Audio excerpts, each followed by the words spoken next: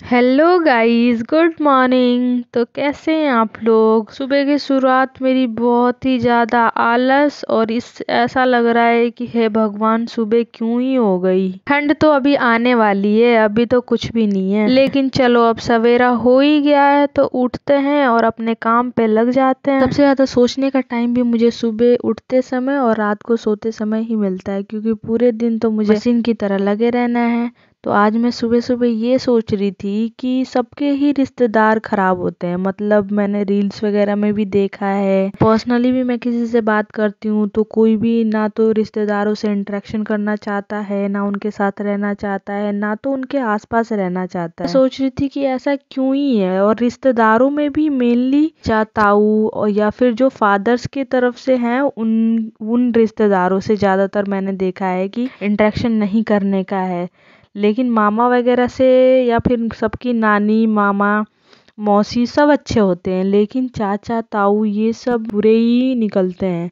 तो आप लोग ही बताइए कि इसके पीछे सबसे बड़ा रीज़न क्या होता होगा। मतलब इसलिए कि उनसे ज़मीन जायदाद का लेना देना है इसलिए वो खराब होते हैं, या वो ज़्यादा से ज़्यादा हमारी लाइफ में इंटरफेयर करते हैं इसलिए वो इतने बुरे होते हैं। छोड़ो, कोई बात नहीं। इसका जवाब तो मुझे नहीं लगता कि कोई भी दे पाएगा। बस इसका सोल्यूशन यही है कि जितना हो सके सबसे दूर रहो, खासकर अपने रिश्तेदारों से। अभी मैंने सारे कपड़े फोल्ड कर लिए हैं। मेरे कपड़े सूखने में 1 से 2 दिन तो लग ही जाते हैं, क्योंकि अभी ठंड की वजह से धूप भी बहुत ही कम हो रही है और बंदरों की वजह से छत पे कभी कपड़े डालती नहीं मैं। तो सारे कपड़े वगैरह फोल्ड कर लिए हैं। फिर अपना पर्स खाली किया है जिसमें बहुत सामान पड़ा हुआ था, तो उस सबको मैंने खाली किया और कैश वगैरह चेक। अभी मामी आई हुई थी तो उनके लिए कंबल वगैरह मंगाना पड़ा था आंटी के घर से, क्योंकि मैं तो यहाँ पे अकेले ही रहती हूँ तो अपने लिए एक बड़ा सा कंबल रखा हुआ है। लेकिन अगर रूम में 2-3 लोग आ जाते हैं तो उनके लिए तो अरेंजमेंट कराना ही था। तो फिर आंटी को मैंने बोला कि अगर एक कंबल का अरेंजमेंट हो जाए तो आप करा दो, बस 2-3 दिन की बात है। मामी को अगर ज्यादा दिन रुकना होता तो ऑब्वियसली मैं खरीद ही लेती, लेकिन 1-2 दिन के लिए फिर मैंने सोचा अरेंजमेंट ही कर लेती हूँ, तो उसे फोल्ड वगैरह करके रख दिया है। फिर कर लिया अपने कपड़े को प्रेस, क्योंकि आज ड्यूटी के लिए भी जाना है तो 10 बजे से पहले सारा काम निपटाना ही पड़ेगा। फिर अभी लगा रही हूँ मैं झाड़ू। मेरी दोस्त वगैरह कहती हैं कि तू तो अकेले रहती है, तेरे तो मजे हैं।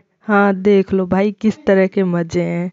तू अकेले बनाती है अपने पसंद का, फिर खाती है, घूमती है, कोई रोकने टोकने वाला नहीं है, ये जो मर्जी है वो करती है। लेकिन अभी मैं उन सबको ही बताना चाहती हूँ कि देख लिया करो कि किस तरह के मजे करती हूँ। ठंड में बिल्कुल भी मन नहीं कर रहा है पानी वानी छूने का, क्योंकि अभी ठंड बहुत ही ज्यादा बढ़ गई है यहाँ पे भी, लेकिन करना ही पड़ेगा, कौन करेगा, ऑप्शन ही नहीं है यहाँ पे कोई और। लेकिन एक बात ये भी है कि अकेले के लिए भी काम बहुत ही ज्यादा हो जाता है। ऐसा नहीं है कि 2-4-10 लोग हो तभी आपके पास बहुत ज्यादा काम होगा। मैं अकेले रहती हूँ तब भी खाना बनाना ही है, खाना ही है। झाड़ू पोछा करे बिना मुझे शांति मिलती नहीं, क्योंकि साफ सफाई बहुत ही ज्यादा जरूरी है मेरे लिए। दूसरी साइड मैं ये भी सोचती हूँ कि बस खाने वाने का डिपार्टमेंट किसी और को दे दूँ तो मेरे पास ज्यादा काम नहीं रहेगा, या फिर मैं अपनी स्टडी भी कर लूंगी अच्छे से, अपनी जॉब भी संभाल लूंगी अच्छे से, और यूट्यूब पे भी कुछ ज़्यादा ही ध्यान देना शुरू करूंगी। लेकिन दूसरी तरफ ये भी सोचती हूँ कि जो बड़े बड़े साइंटिस्ट हैं या फिर भी है, सबके पास 24 घंटे का ही टाइम है, और जिसने कुछ अच्छा कर दिखाया अपनी लाइफ में उनके पास भी 24 घंटे ही हैं।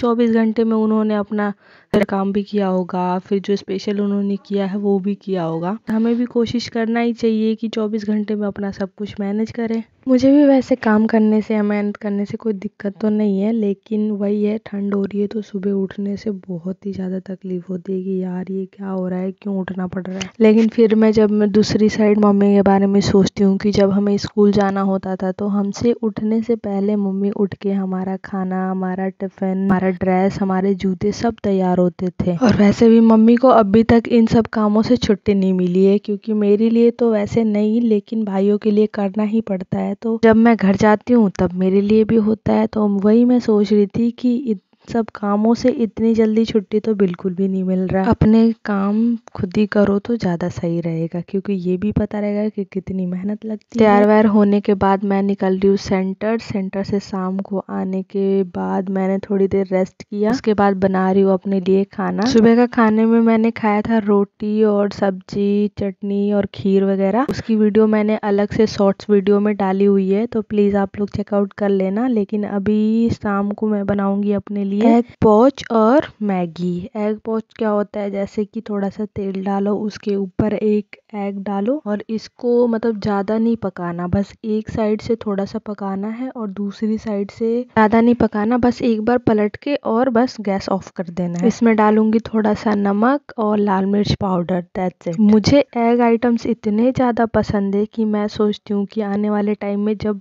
थोड़े पैसे आ जाएंगे पास और बिजनेस स्टार्ट करना हुआ तो मैं एग आइटम्स ही बनाना खिलाना स्टार्ट करूंगी, क्योंकि मुझे एग आइटम्स बनाने में और खाने में दोनों में ही बहुत ही ज़्यादा दिलचस्पी है। 30 से 40 आइटम तो मैं बना ही सकती हूँ एग के। और मुझे ये भी पता है कि ये मेरा बिजनेस तो सक्सेसफुल होके ही रहेगा, क्योंकि ये काम तो मैं एकदम अपने मन से और मेहनत से और लगन से बनाऊंगी और दूसरों को खिलाऊंगी, तो अनसक्सेसफुल होने का तो कोई ऑप्शन ही नहीं है। मेरा एग पॉच और मैगी तैयार है और खा के इतना ज़्यादा टेस्टी लग रहा है ना, मतलब ठंड में गरम गरम मैगी और मेरी फेवरेट एग का कॉम्बिनेशन ही बहुत ही ज़्यादा लाजवाब है। Thank you so much for watching. Video अच्छी लगी हो तो प्लीज़ लाइक, चैनल को सब्सक्राइब एंड कमेंट कर दीजिए।